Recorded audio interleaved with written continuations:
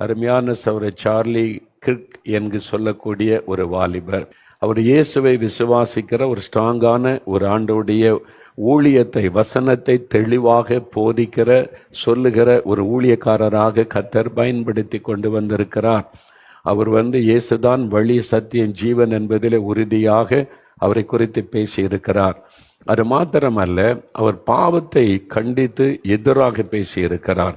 முக்கியமாக ஓரின சேர்க்கை பாவம், வேதம் சொல்லுகிறது அது பாவம் என்பதை உறுதிப்பட வெளிப்படையாய் பேசினவர்.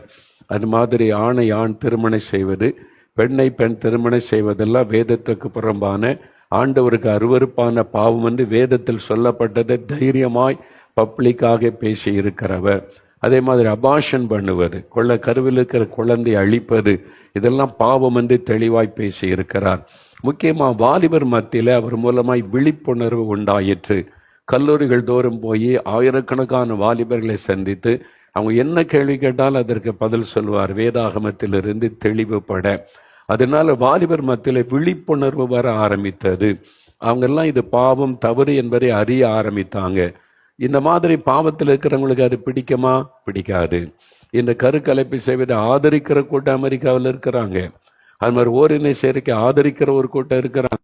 அவங்கெல்லாம் இவர் பார்த்து பொறாமை கொண்டாங்க, எரிச்சல் கொண்டாங்க, விரோதமாக எழும்பினாங்க.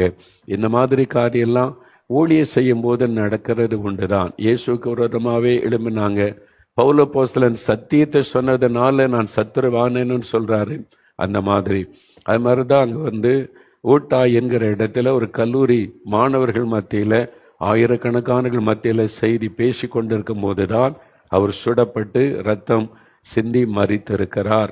சத்தியத்தை சொன்னதுனால அவர் எல்லாத்தையும் பாலிஷ் பண்ணிட்டு எல்லாம் ஒண்ணுதான் அப்படின்னு போயிருந்தா யாரும் அவரை தொட்டிருக்க மாட்டாங்க, கொலை செய்திருக்க மாட்டார்கள். அதனுடைய விளைவு இப்ப அமெரிக்காவில் வாலிபர் மத்தியில் ஒரு எழுப்புதல், விழிப்புணர்வு ஆரம்பித்து வாலிபர்கள் திரளாக ஆண்டோர் பக்கமாய் திரும்பி ஆலயங்களுக்கு செல்ல ஆரம்பிச்சிருக்கிறாங்க. வேத புஸ்தகத்தில் இயேசு ஒரு வார்த்தை சொல்லார் பாருங்க. மத்தேயு 24ஆம் அதிகாரத்தில் 9வது வசனத்தில் இயேசு கடைசி காலம், வருகைக்கு முன்னால் உள்ள காலத்தை பற்றி சொல்லும்போது தீர்க்க தரிசனம் அப்பவே சொல்லிட்டார்.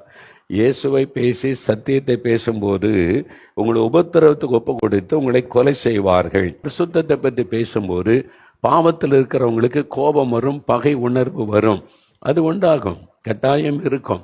அப்போ இயேசுவை சத்தியத்தை பேசும்போது விரோதிக்கிறவங்க எழும்பி துன்பப்படுத்துவாங்க, கொலை செய்ய கூட செய்வாங்க என்பதாய் வேதத்தில் சொல்லப்பட்டு இருக்கிறதை பார்க்கிறோம்.